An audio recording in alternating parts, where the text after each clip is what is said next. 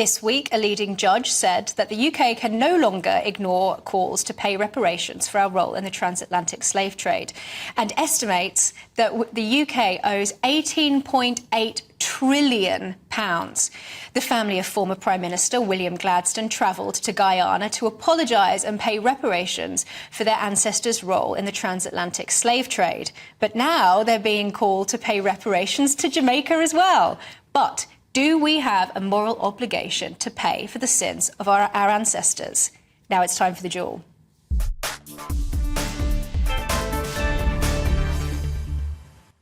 Joining me now is broadcaster and historian Rafe Heydel-Mankoo and former Labour MP Stephen Pound. Thank you so much, guys, for joining us here tonight. So, Rafe, let's start with you. You're very dead set against paying reparations.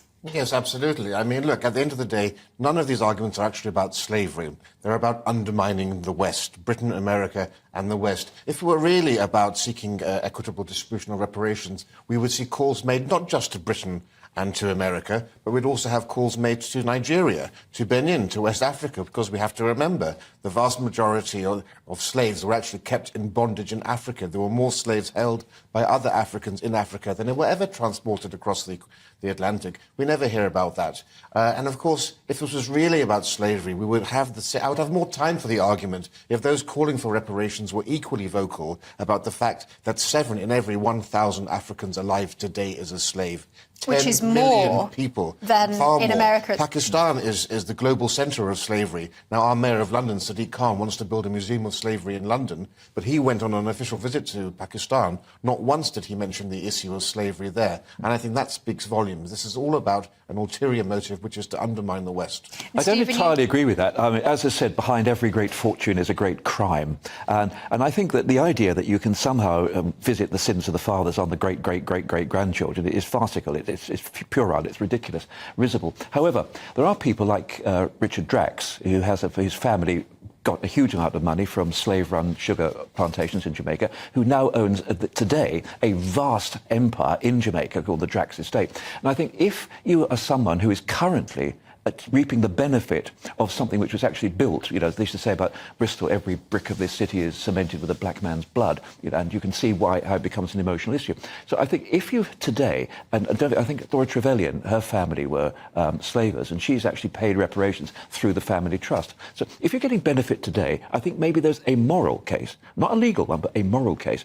If it's something that's so far back in the past, then for heaven's sake, who wasn't actually running slaves and who wasn't operating the slave trade? Pretty much, we all know the people who ran the slave trade in Africa, and believe you me, it wasn't innocent, business people in Bristol. Oh yes, but let's be clear here, right? What we've had here is a judge saying that 18 trillion should be paid by the British taxpayers. Now, there were only 3,000 slave owners back at the time slavery was abolished. So why should the average person be asked to pay reparations for slavery when their ancestors lived lives of abject poverty? This is as risible. What's happening in California, where one of the governors of California said, look, you know, we should repay every single person of black origin in California a vast amount of money because their grandparents might have worked in the southern states. Rafe, isn't there a problem? It's insane. Isn't there a problem even with those who would take a limited approach of saying not the whole of the, you know, all British taxpayers should pay, but those who are the descendants of those 3,000 families should pay? Isn't there also a problem there in that people marry into families, they've got absolutely no moral responsibility for what their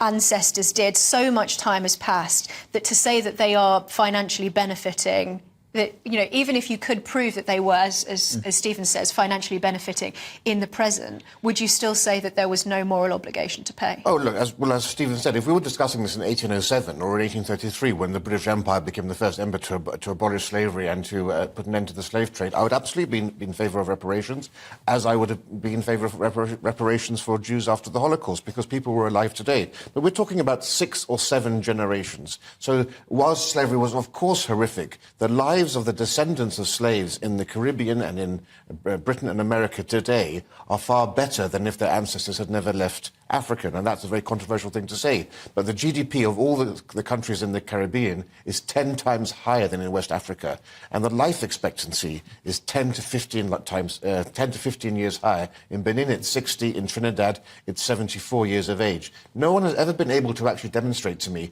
in what way the lives of the descendants of slaves alive today has been unfairly impinged by slavery. I think that's profoundly controversial, Rafe. But it's true.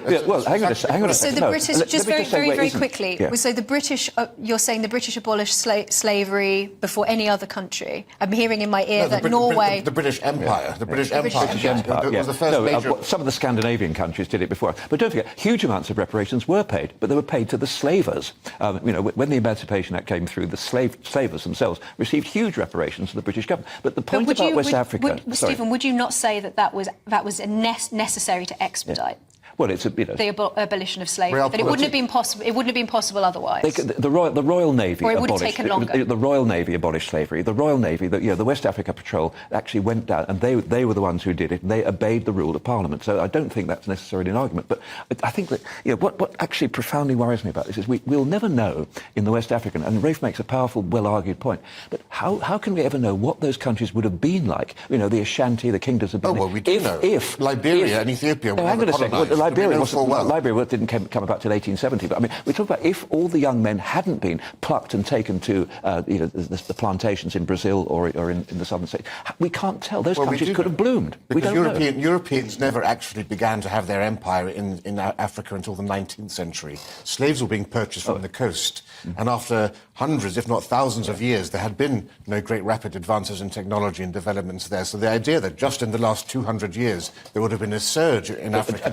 I think Christianity is a crucial point. But in terms of paying off the 3,000, in terms of paying off the slave owners, that had to be done because Parliament would never have been able to pass the legislation. Stephen, I have two questions. I have two questions to put to you finally. Firstly, you were about to mention the role of Christianity in the abolition of slavery. Absolutely. What was the prime motivation behind very it? Briefly, what was behind Wilberforce? Come on. Very briefly.